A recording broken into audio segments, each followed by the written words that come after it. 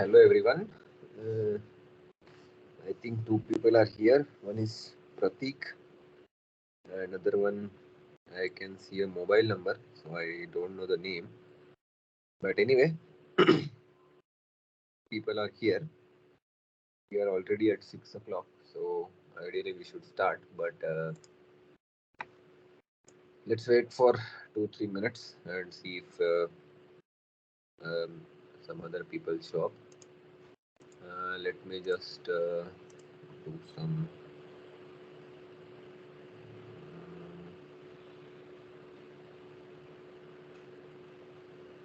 Will start sharing my screen.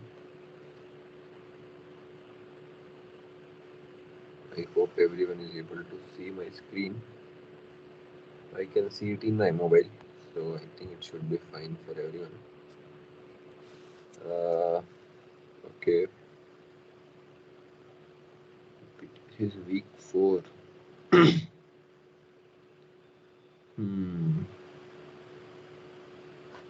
So let's start with the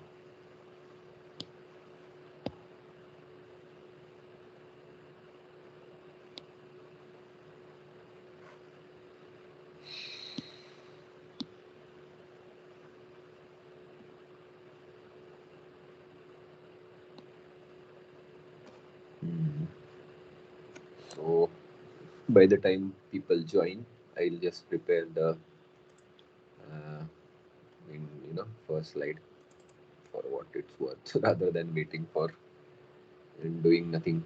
So let me just go ahead and do the usual thing.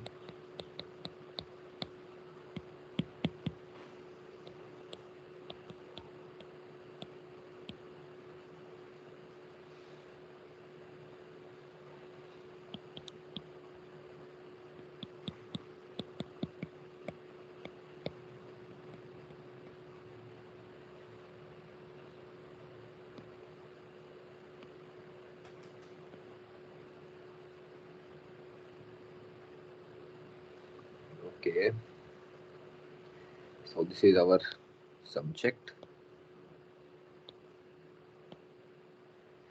and yeah, this is week 4.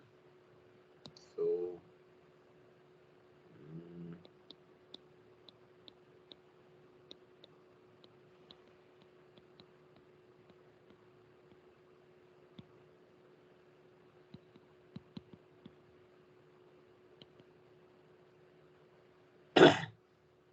and 1 second. If I can just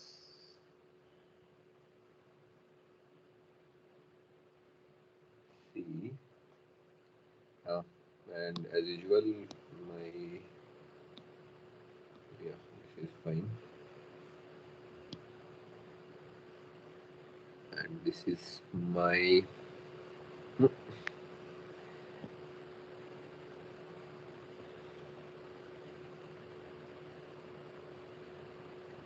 yeah, and as some of you may have done or attended class last time, myself, Akshay,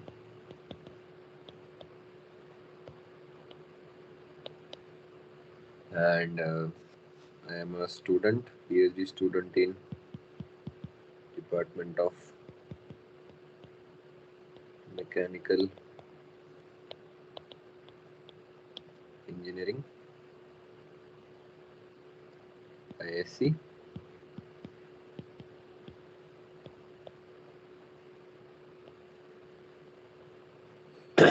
And yeah, for the official purpose, my PMRF ID is 336. So yeah, I think uh, this is the usual introductory slide. We'll wait for a couple of minutes for people to join. Mm, mm. All right. I'll change the title later. The keyboard is not coming actually. So yeah, we'll start at let's say in a couple of minutes. It's already 6, so 4, 5 now. So yeah, maybe a couple of more minutes. We'll wait. Otherwise, we'll start. And let me just see how many people are there. Uh, yeah, Narendra is here. One second, am I? Can you just tell me if I am audible properly, Narendra, or anyone? Uh, Pratik, or Yes, maybe. we are good. Okay, okay. And you are able to see my screen, right? I mean, Yes, those like so those things are sorted, right? So yeah, I think maybe some few of, like, let's say 2, 3 more people will join, but let's not wait for them now. We are already 5 minutes late. So Sir, sir, good evening, sir. good evening, Narendra. Yeah, uh, You are here. That's good. And I who is just joined little bit late today. yeah, yeah, it's okay, it's okay. So then we have the third person. Actually, there is no name. There is a big number 91960018. I don't know whether it's mobile number, I think, but it's coming with 91. Anyway, if you are able to hear, maybe you want to introduce yourself. If not, that's also fine. We'll start in a couple of minutes. Because I think Narendra spoke, Pratik also gave his indication. The other one, mobile number 9600. He's or she's, I don't know. Not, I mean, that's unusual. Normally we see a name here. Anyway, but whatever it may be, I think we should start now because it's already 6, 7. So yeah, actually, usually what I do is I discuss some concepts discussed by professors in the YouTube videos or the NPTEL lectures in the past week or so. Like, let's say this is a week 4 assignment discussion, and then we go to the some problems, some typical problems. But this week or the week 4, initially 2, 3 classes or more than that were on problem solving only, and in the last or second last class, professor started first law of thermodynamics for control volume systems, but that is not part of this week's assignment. So we'll discuss about that in the next week's discussion. Uh, so today, what I'll do, uh, I have seen the uh, representative problems that professor has solved in the classes, as well as I have seen your assignment. I have seen previous year assignments also, and based on the syllabus that is covered for this assignment by this assignment, uh, I'll try to give you a uh, brief framework, so that if such type of problems come, you'll be in a good position to solve them. I'll not focus only on the numerical parts because professor have taken so many examples in the class. Abhik might have also taken many examples, and there may be overlap. So I assume that those of you who are attending this class, as well as who will watch this video later, I assume you guys are proficient in doing calculations. You'll avoid silly mistakes and all. And Sir, sorry to interrupt. Sir, in the last 10 a week, you have given a very good concept of that piston with a spring, piston without spring. And on that any basis, there are the two numericals. There are Mhm. 5 questions in assignment 4. Yeah, And so I have solved very easily that all the 5 questions. yeah, actually that was that my point in the last class. uh, because I understand you'll be good in doing calculations, numerical calculations. That is also one part that you should be good at. But if you have this general framework in your mind, I think that helps. And today also we'll do the same. So Okay, sir. uh, yeah, so I'll start now. Basically, I'll revise some basic concepts. So basically, this week 4 assignment, it is extension of our discussion in week 3. So there we discussed you know uh, some cases in which this piston cylinder assembly, which is nothing but a control mass system template. So there are different cases we discussed last time. One will be simple case where there is no spring on the attached to the piston,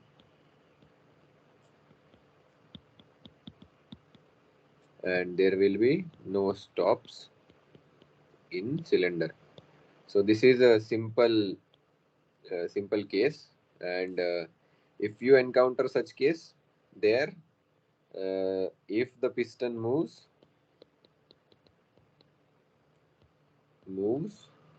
it will be a constant pressure process. Constant pressure process, and the system will be doing work against mostly atmospheric pressure. So you can take as constant pressure process, which is isobaric process.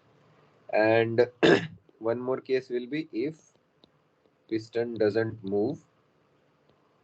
So like if you add heat, and let's say there was initial uh, such assembly was there, so there will be one piston, and this matter which is constant in the cylinder, it can be air, it can be two-phase mixture of water or any other fluid. So if such system is there without any spring and without any stops, so in that case, if this piston moves, it's an isobaric process. So you know how to model this process, how to plot it on PV plot. So if you do that, you'll just get a horizontal line, and work done in this case will be uh, it will be just P into delta V. So volume change.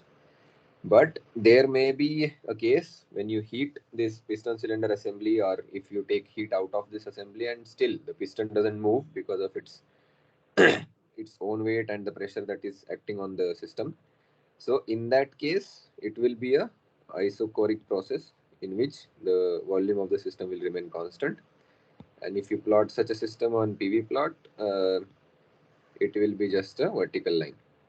So direction I'm not giving here because direction can be both ways. Like it, I mean, the pressure can increase if you're adding heat, or it can decrease. So that complexity, don't go into it. I'm just trying to give you just a broader framework, and this was discussed in the last week. But what is additional here is uh, it is work and energy. So basically, you need to apply uh, first law of thermodynamics here to such a system, and that essentially means in questions it will be asked what is the work done or what is the heat interaction. So or maybe what is the internal energy change.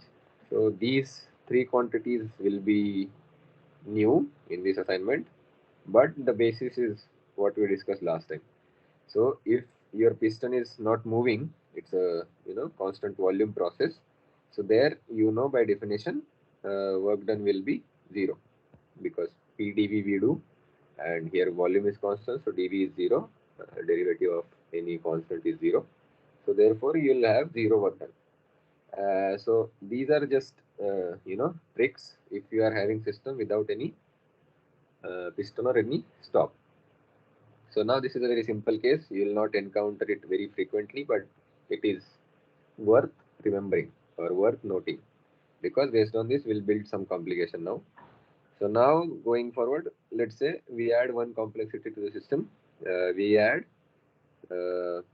we have a linear spring on top of the piston. So we have added one more complexity. These things were discussed last time, so I am just going fast here, but I'll explain most of the concepts, don't worry. And if we need to revise, that is also fine. It's okay. So uh, this is the system that we are talking here now. So this is your system and everything else is surrounding. And this is your spring. Remember, it's linear spring, and if nothing is mentioned, you can assume linear. And if specifically mentioned that this spring has some other characteristic, then only you venture into other type of springs. But if it is a linear spring, that essentially means force is directly proportional to the displacement of the spring, and that is the basis of our course. So in this case, as we discussed in the last class, uh, there can be two things. One is if piston doesn't move, and if it doesn't move, then let's say I'll just give you this if piston doesn't move. So you have such a system in which piston spring is there, but during that process, piston does not move. So like let's say you added some heat to the system, or you taken out some heat from the system, but still piston did not move. So in that case, essentially the pressure against which your system is doing work will be P0. Zero is atmospheric, and there will be no spring force because there is no displacement in the spring. Spring is like at its natural length, so you don't have anything. So you just solve it as the last case, but the complexity will come when the if piston starts moving, or if it moves. So don't worry about the language, but you get the idea. So in that case, we discussed last time that pressure will be a linear function of volume. So this is the trick that you should remember, and therefore whenever you plot PV plot for such system, you'll get essentially a straight line. I'll just draw it again. It should be straight. Don't get confused. These are hand drawings, so slight bend or anything will be there. But this should be a straight line. And you since you are in undergrad level, I think you know the equation for a straight line. And the useful form here that we will use is, let's say you have 2 points, P1, V1. This is the first point, and let's say this is the second point. You have P2, V2, and you have arbitrary point, let's say 3 point here. So you don't know what is the pressure and volume, specific volume, let's say, at this third point. So by simple mathematics, you can write P2 minus P upon V2 minus V will be equal to P2 minus P1 upon V2 minus V1. So this is essentially the equation of straight line. You are basically comparing or equating the slope. So yeah, so these two cases will be there. And in this case, the new addition that is the part of this week 4 assignment is what will be the work done during this process. I am not writing 1 to 2 here because that is understood. Like instead of 1 to 2, I'll just write, let's say your system was initially at initial stage is I, and it goes to the final stage. So what is the work done? And then there will be some heat interaction Either it will be given or asked, and based on that, if you apply first law to such a system, it will be of this form, and you'll be having final uh, internal energy minus initial internal energy. And one basic assumption here is that you should never forget, this is very commonly asked in interviews, you are neglecting kinetic energy and potential energy changes. So this is the commonly used assumption in this course, but you should not forget it. And the key takeaway is for such a system in which there is a piston and spring, you can calculate work done by a simple, there will be a linear variation in the pressure and volume for such a system. So work done, it is a, area under the curve on PV plot. So if you want work done in this case, you'll need to, take this. I'm just shading this area with the, let's say, for better clarity, with different color. 1 second. So yeah, so you need to just find out this area which is shaded by red lines. So if you find this area of this trapezium, you'll get the work done. And I assume that you know the formula for area of trapezium from your uh, undergrad. If not, I'll just tell you, it is half into uh, 1 second, half into sum of parallel sides into height. So essentially, you need to add this part and this part and multiply with this part. So if I denote them by general symbol ABC, so this area will be, or the work done will be, essentially half A plus B into C. So here A plus B will be pressure terms, pressure, and C is just nothing but the volume change. So if you encounter such a system in which you have a piston and a spring, no stops are there, you just remember that the pressure will be linear function of volume and the work done will be area under the trapezium. And based on that, you, in the question whether Q is given or asked, or whether U, the internal energy change, is given or asked, based on that you can manipulate the questions. Don't worry about that. That part is easy, but you should know that there is a linear variation between P and V. So actually, one more type of problem is there, which was discussed in class during some lecture this week, last week, which was, if you remember correctly, or if you remember at all, it was again a piston cylinder assembly. There was a piston, and let's say here air was there, and this is your system. But instead of spring on the top, there was water filled till the maximum height. So this was water, and let's say you add some heat to the system.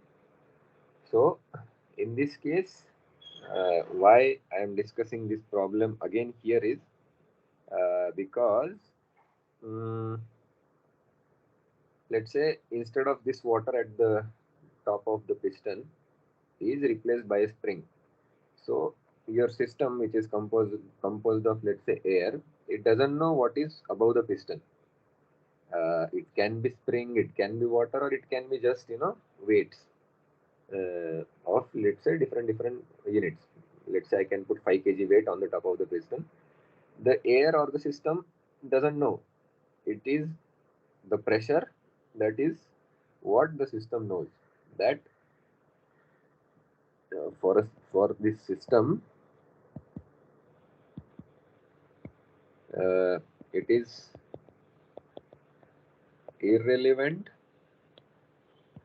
what is on top of the piston. So it doesn't matter. I mean, this problem that we discussed in class, like the professor took this problem in class, and you may encounter this problem in your assignment or somewhere else. In competitive exam, it is uh, quite regularly asked problem. So this is similar to our spring. Here, in case of spring and piston system, the system is doing work against atmospheric pressure as well as the spring force. And the more you compress the spring, the more force it exerts on the system, because the force is directly proportional to the displacement.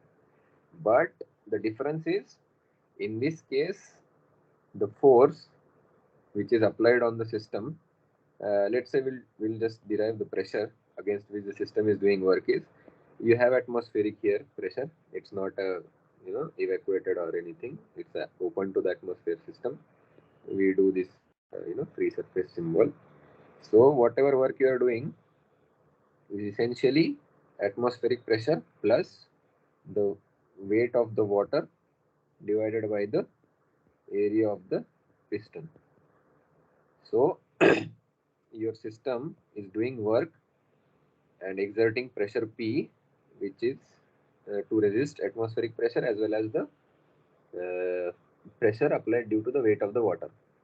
And if you add heat, and what will happen, the piston will rise because you are giving heat that will be converted into, some part will be converted into internal energy, some will be doing work. And for this system, doing work means volume change. So when the system expands, the piston moves upwards and some water will be spilled out.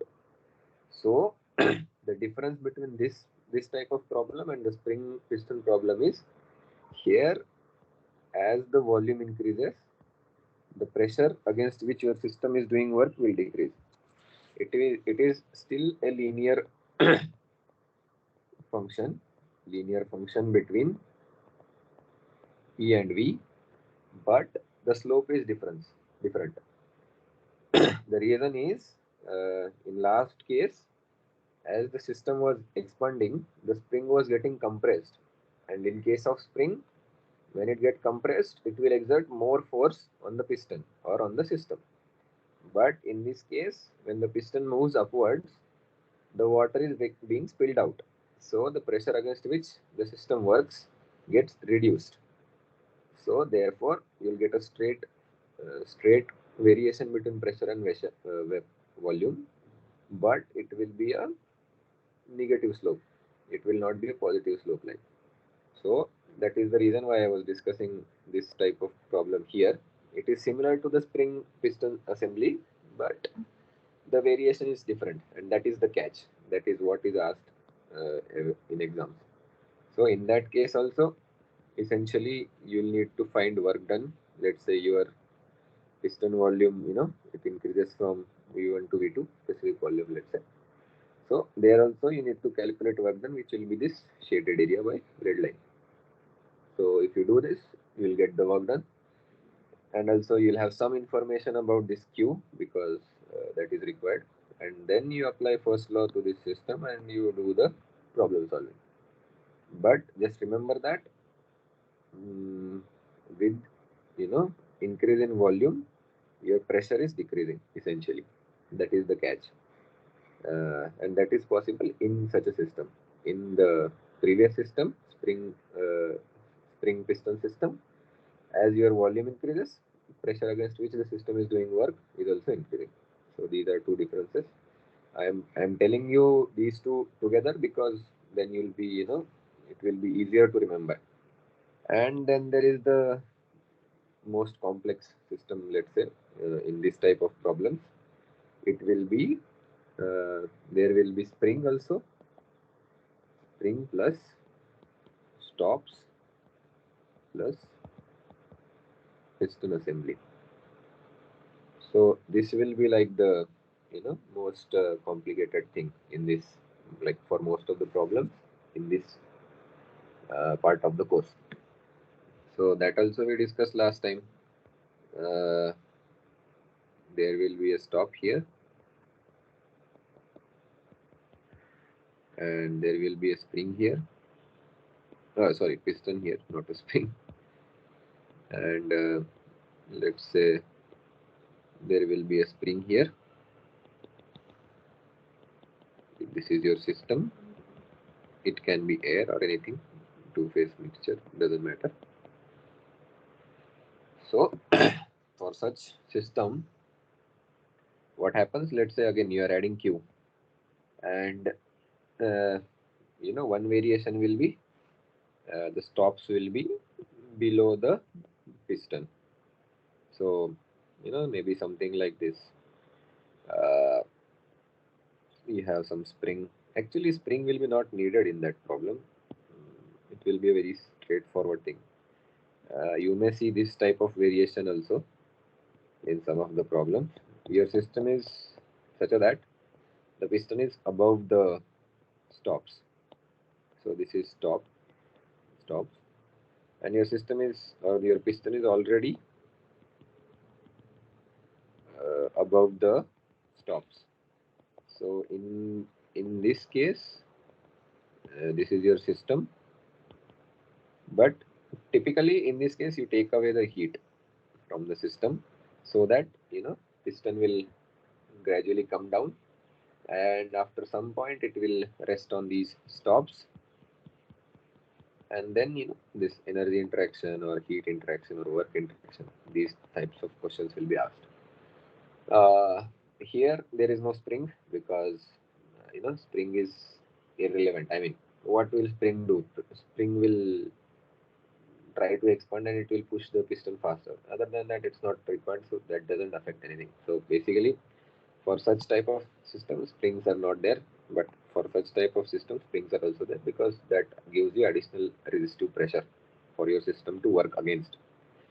So let's say we'll discuss this one, but don't worry, if you encounter this type of problem also, in which there is no spring, you can apply the same principle basically. So as we discussed in the last class, for such a system, let's say this is a PV plot, and you'll have some critical volume. Let me call it as a V stop. So this is nothing but the volume of your piston cylinder and assembly, where your piston touches the stops. So if your piston is below that, it essentially it is doing work against you know what we discussed in the last case. So it will be essentially a linear function of P and V, and once it hits the stops, the volume cannot increase further even if you add more heat. So essentially after that, the process will become the process will become constant volume process. So it will be like this. So I mean, the process will be like this. So again, the this was discussed earlier. So what is new here? Here, if work interaction is asked between initial and final stage, you can, let's say this is your initial point and this is your final point. Let us say this was some intermediate point X.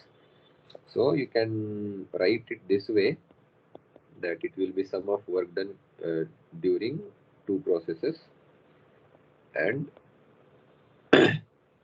but the process from X to F is a constant volume process.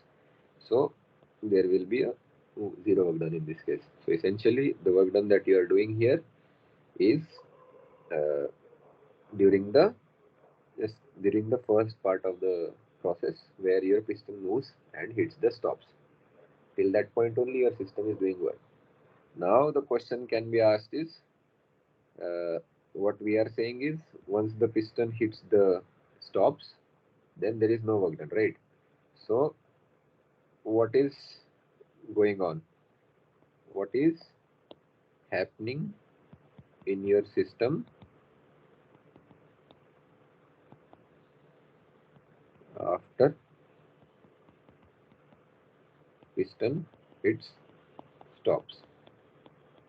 So some of you may have figured it out, but I'll just give you a formal expression how to deal with this type of question. Is, let's say uh, for for process X to F, the second part of process, when your piston has already hit the stops and still you are adding heat. So in that case, if you write first law for such process, it will be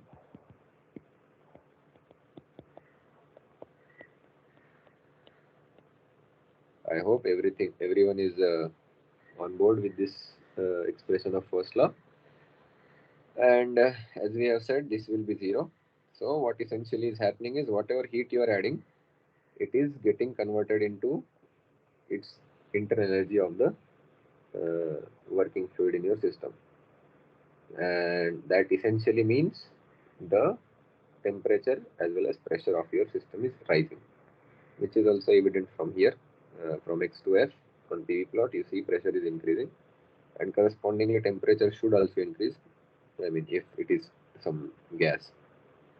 So yeah, so this is a broad framework for some problems that you may encounter in this area. One is without any spring and stop, the other one is with spring, and similar problem is if you have a water above the piston. The only difference is slope. It will be a straight line between pressure and volume, but there will be difference of slope. And the third category is when you have piston and spring. So in that case, you'll have two types of lines on your PV plot. Till your piston is moving, it will be a linear variation of pressure with volume, and once it hits the stops, it will be a isochoric process or the constant volume process. So based on that, you need to find different energy interactions and work interactions. So I hope this part you will be able to figure out on your own. So I'll take some examples, don't worry, but this is the broader idea.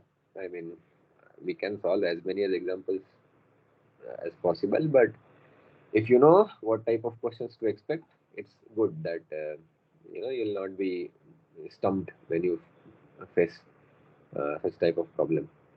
So I'll give you one. You know, I mean, we discussed. I mean, I'll try to discuss some problems which are not falling into this kind of category, or maybe since we have some time, what I'll do, I'll take one problem which will uh, mm, which will have some let's what should I call it, whatever we have discussed so far, some application of that concept will be there. I'll give you numerical values, and I hope you'll be able to figure out the final answer. I'll not spend more time on solving such problems, but I hope you get my point. So let's say we'll pick a easier problem first. Uh, let's say you have, I mean,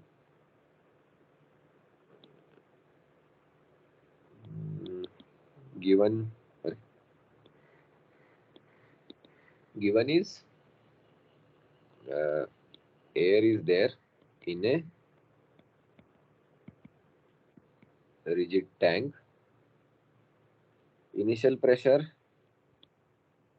let's just go with the P1 V1. Initial pressure is 100 kPa. I think all of you know that this is atmospheric pressure value, and initial temperature is 300 Kelvin. So you have a finite amount of air in this container, and volume is 1 meter cube. So this is the initial stage. Now from here the system is heated. Tank is heated, to 500 Kelvin.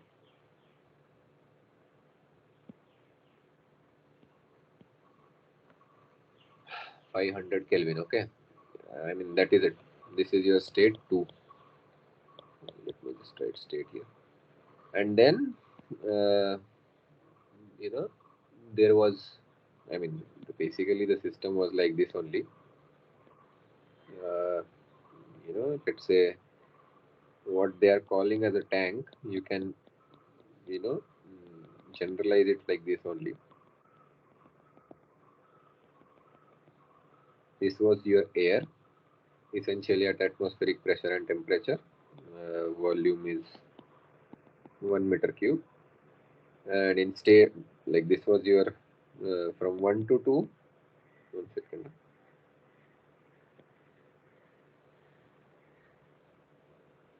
From 1 to 2, it was constant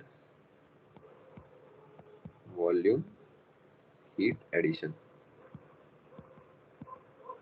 and let's say after it reaches 500 Kelvin temperature, the piston starts moving, and it's a isothermal expansion.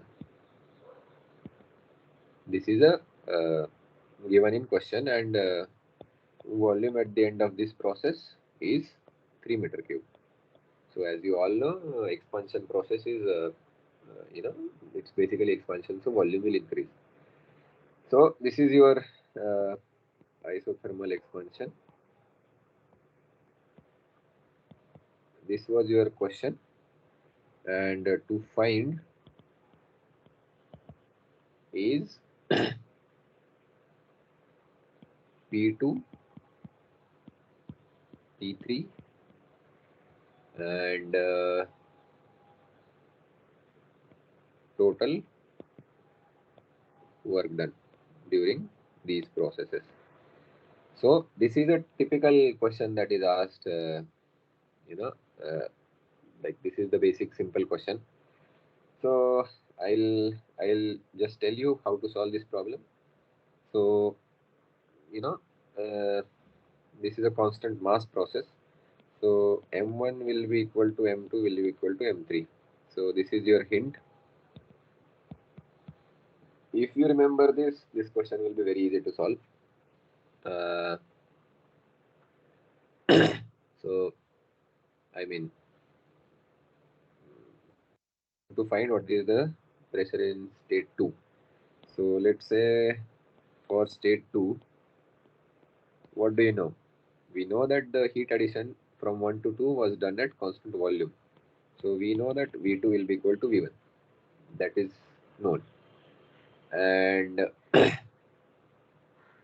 and what is known is also T2 will be, T2 was 500 Kelvin, T1 was 300 Kelvin.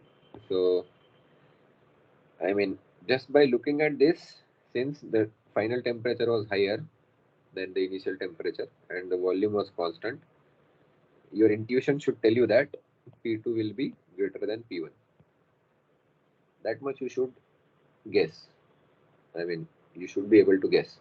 So then you can do the assumption of, let's say, ideal gas assumption you can make, since it's air, and there you know that PV equal to MRT, and we know you can write M as PV by RT, and since we know that M1 will be equal to M2, you can just from here you can write P1 by T1 equal to P2 by T2, and you solve this and you get P2. And your intuition told you earlier that P2 should be higher than P1. I gave you this problem as, I'll give you answer essentially, don't worry. The answer should be around 167 kPa. So it is more than 100 kPa. So your intuition was correct, and that's it for this P2. Now P3 is asked similarly, for state 3. What do you know? you know that V3 became 3 meter cube at the end, and T3 was equal to T2 because it was a constant temperature isothermal process. And so again, for for isothermal process, you write PV equal to C. So here it will be P2V2 equal to P3V3, and V1 is essentially equal to V1. V2 is equal to V1, that you know. P2 you calculated, V3 is given, you can get P3. It's a simple calculation. And since this is an 2 to 3 is expansion, your intuition should tell you that since V3 is greater than V2, P3 should be less than P2. And this is what expansion process is. Initially your pressure will be higher, volume will be lower, and when the system expands, volume increases, pressure drops. So therefore your intuition, like, you should be able to guess that P3 should be lower than P2. And if you do these calculations, you'll get P3 as 55.6 kPa. So you should develop this intuition also. In many competitive exams, this helps because you have to select one option out of four, and generally two options are wrong. If you have simple idea about thermodynamics, you can easily guess which two options are not wrong. Final choice is between two options. So if you have this intuition, more or less you can figure out without doing even calculations. So for subjective exam, you need to do everything, but for GATE or ISRO or any DRDO, those exams, or even ESC वगैरह, IAS वगैरह, civil services, if you are having optional as mechanical, this intuition will save you a lot of time. Trust me, I have been there. And then the next part was total work done. So you can write this as 122 plus 223, right? You have two processes, so it will be a total of two work done. Your first process 1 to 2 was constant volume heat addition. So straight away this becomes 0 because it was isochoric process. And your work done like your 2 to 3 process was isothermal process. So in last class we discussed formula for work done of isothermal process, which will be equal to let's say P3V3 ln ln last final volume by initial, so V3 by V2. And you have P3V3, you have V3V2. So if you do this, you should get answer around 183 kilojoule. So next question can be, it was not asked here, but the next question can be, what is total heat interaction? This is a typical template that is followed for such questions. So you can again write it as heat interaction during first process and heat interaction during second process.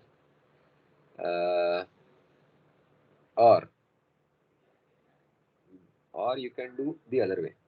So this is your total heat interaction, which is like this, right? So apply first law directly from point 1 to 3. If you do that, you can directly write W1 to 3, and it will be U3 minus U1. I hope you understand why I am doing this way, because just now we have calculated total work done. You can just put it here and you just need to figure out the internal energy part. It will be mCV T3 minus T1. T3 T1 you know. CV for air you can look into the value, it is well known. Mass is unknown, but I think we have given here. Mass is you can calculate P1 V1 by R T1. Remember, this is not the universal gas constant. This will be gas constant for air. So if you do that, you will get mass. It should be around I think 1 kg. 1 second. Mass will be, yeah, it should be around 1.16 kg. And if you plug this value in the heat formula, you should get the total heat interaction as uh, roughly 349.6 kilojoule. I leave the calculations to you. I hope you'll get them right. But the idea of solving this problem is to get the intuition on how to solve these problems on your own. I can take very tough problem and I can spend half an hour on it, and we can be done with two problems in 1 hour. But that won't help anyone. I mean, at the end of the day, the objective of this discussion, at least from my point of view, is you should be able to solve as many problems as you can, uh, you know, from these areas. And I want to help you to do that. So that's why I'm solving. You may find these problems trivial or simple, but that is not the only objective. I'm giving you these small hints in between so that you can apply them on your own, and you'll able to solve much more problems than other people in some tough exams. Lastly, we have 10 minutes. So there is one interesting problem that is asked in almost all competitive exams, which is like it is very favorite question in subjective exams, especially if you are applying for ESE and something like that. So uh, this problem goes like this. I'll just give you the problem statement first. So you have a tank which is insulated from all sides. So there is no heat interaction, that much you should understand. And this is a symbol for insulation. If some of you don't know, this is a common symbol for insulation in thermodynamics. Here you have one type of ideal gas. Uh, Here you have another type of ideal gas. I mean, like ideal gas is ideal gas, but it is divided into two groups by this partition. Initially, this gas was at P1, occupying volume V1 at temperature T1. Finally, and initially, the second gas was occupying volume V2 at pressure P2 and temperature T2. And then, on lifting this partition,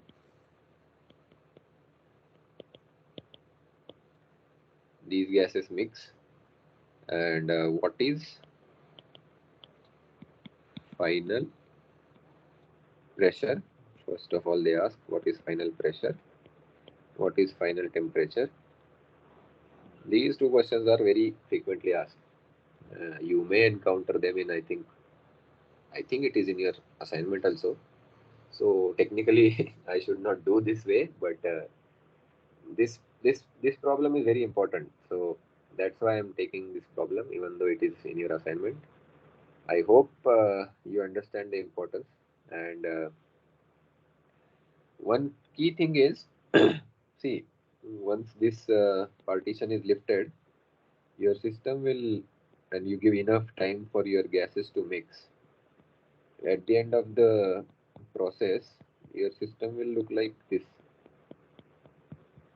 You'll have P3, V3, T3, or I mean, we are using F for final, so it will be final pressure, final volume, final temperature, something like this. Okay. So, how do we solve this problem? Uh, I mean, since these are ideal gases, mixture of ideal gases is also an ideal gas. This you should know.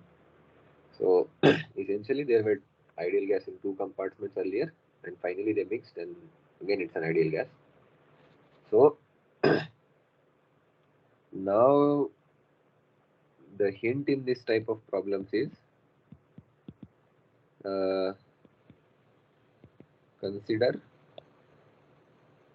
whole tank as a system. This is the hint. I mean, if you encounter some other variation of this problem also, the first thing to encounter to uh, do is assume this whole system, including these two gases, as your system. Why? I'll explain. Because let's say you have this, what you can do is you can apply ideal gas. So ideal gas will give you PV equal to let's say there were n1 number of moles for one gas and n2 number of moles. So finally it will be sum. This will be universal gas constant and TF. Further, you know that final volume will be sum of initial volume because it's a constant volume, constant mass system. So you essentially end up with one equation which is PF V1 plus V2 equal to N1 plus N2 into RTF. Now the problem is, let's say we call this equation 1. This equation has two unknowns which are final pressure and final temperature. And from system of linear algebra, you know you can't find two unknowns from one equation. You need two independent equations to find two unknowns. So from where you will get the second equation? That is the whole point of this type of problem, and it comes from this assumption. When you assume your whole system or the whole tank as your system, then you can write uh, first law. Let's say, I mean, this is your initial state and you reach some final state. You can write first law as heat interaction from I to F will be work interaction from I to F plus internal energy change from I to F. Okay. Now there is no displacement of your system boundary. This is your system boundary. It was undisplaced, so there is no work done, and it's an insulated tank, so there is no heat interaction. So essentially you end up with your final internal energy will be equal to your initial internal energy. And this will give you the second equation that you need to solve this problem. And that is why you assume your whole system as your whole tank as a system. Because if you consider only one gas as your system, its volume is changed when it mixes with other gas, and you can't essentially make this work. This work term is there right here in this formula. You can't make it zero because your volume changed. So that's why it is better to assume the whole tank as your system. So there is no movement of system boundary, so there is no work done, and there is insulation, proper insulation, so there is no interaction.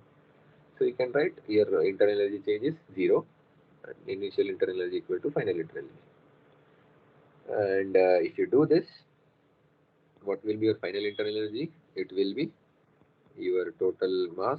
Let's say here we are talking in terms of number of moles. So it will be NCV TF. And what was your initial internal energy? It was N1 CV T1 plus N2 CV T2. And CV is common on both sides. So if you do some rearrangement, you'll end up with N1 T1 plus N2 T2 upon N1 plus N2. This gives you your final temperature. And again, from ideal gas, N is equal to PV by RT.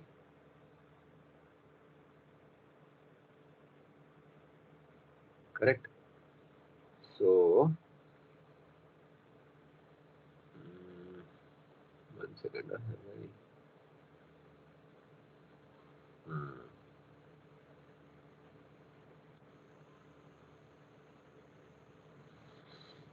So yeah, basically you put this n with proper, you know, basis.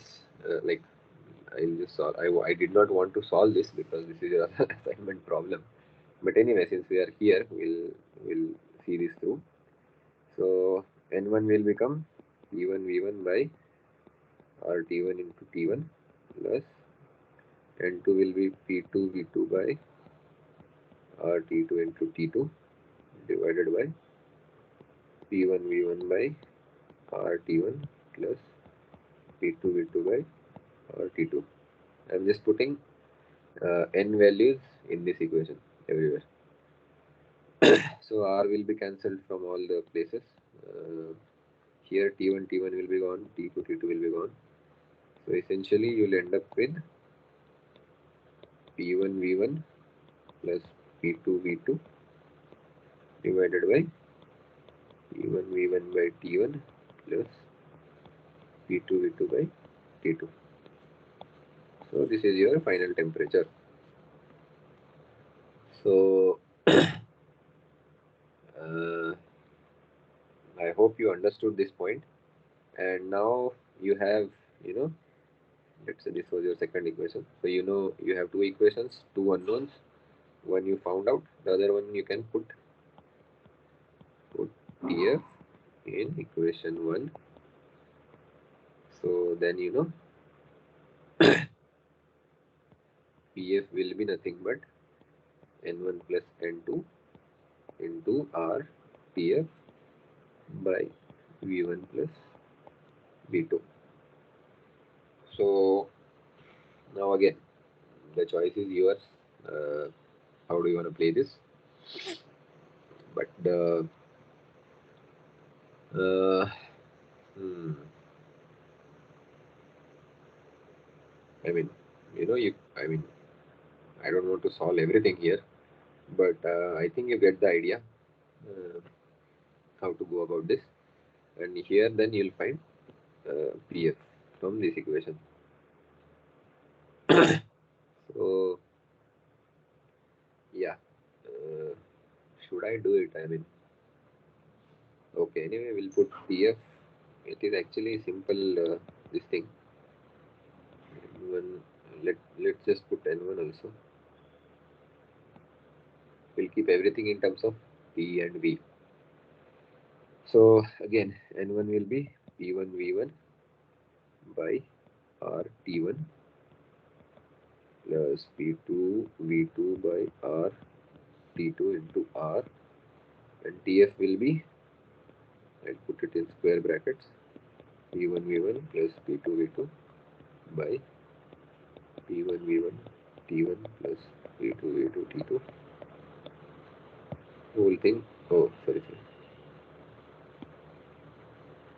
whole thing divided by V1 plus V2.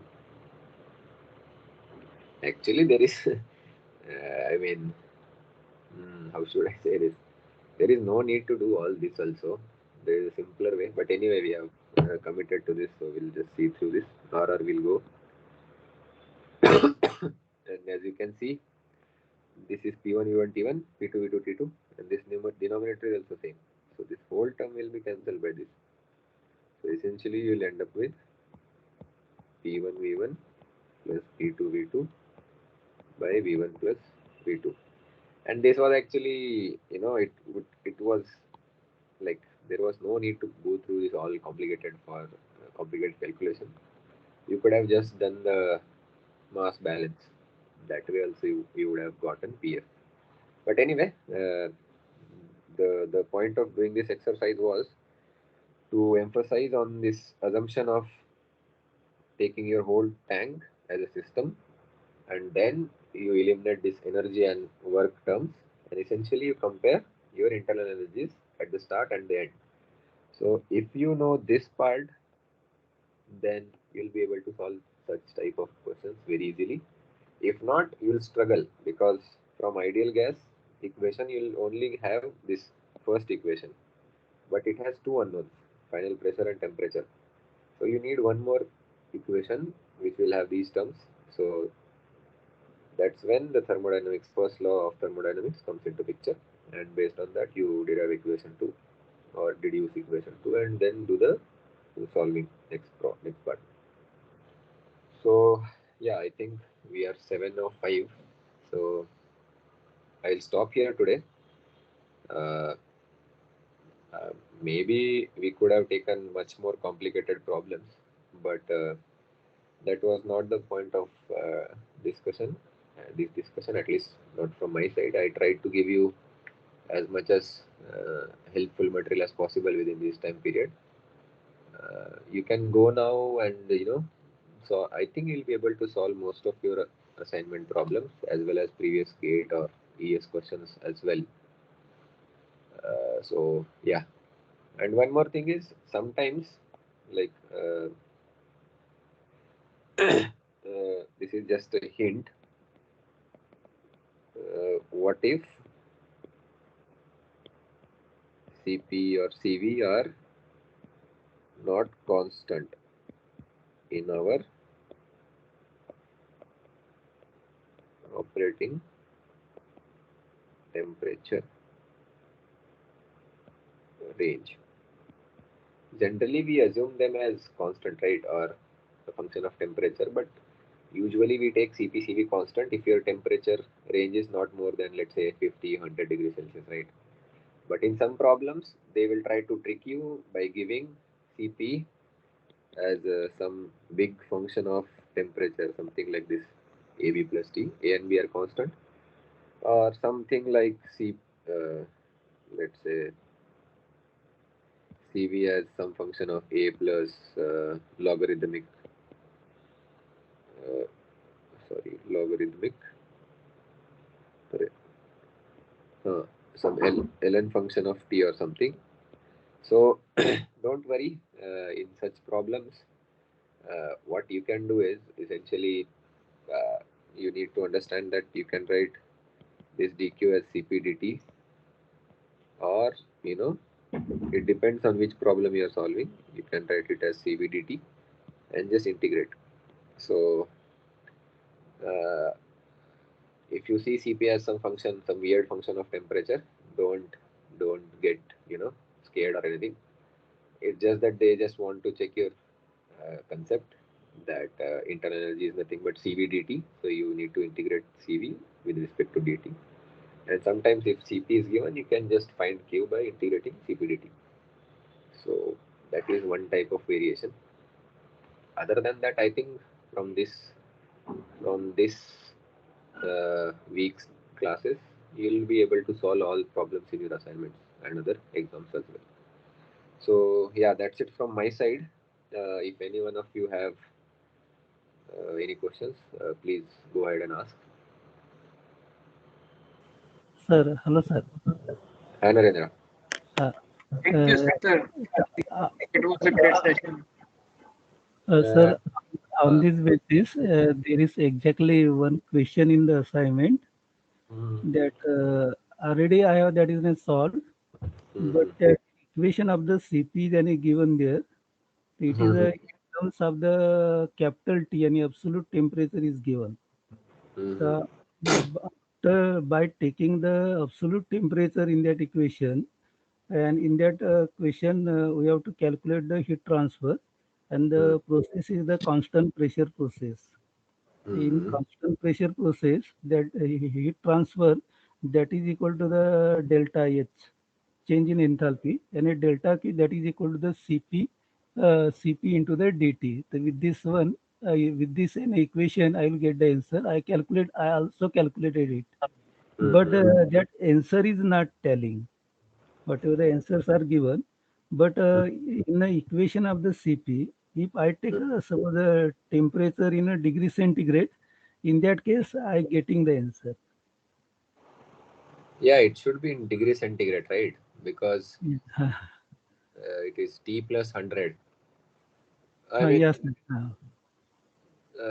otherwise it's see, the unit of Cp in the question is joule per degree Celsius, right? Yes, sir. You should take T in degree Celsius. If it is Yeah. joule per degree Kelvin, then T is in Kelvin. Yes, So, sir.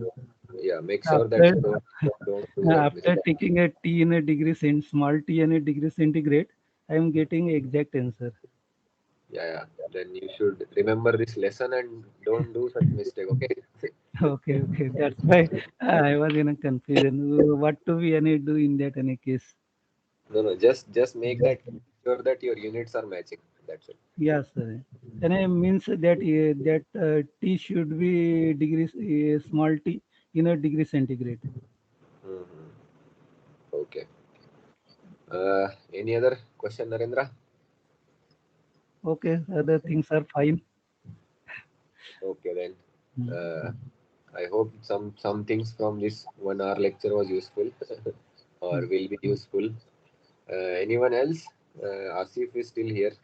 I think all other left.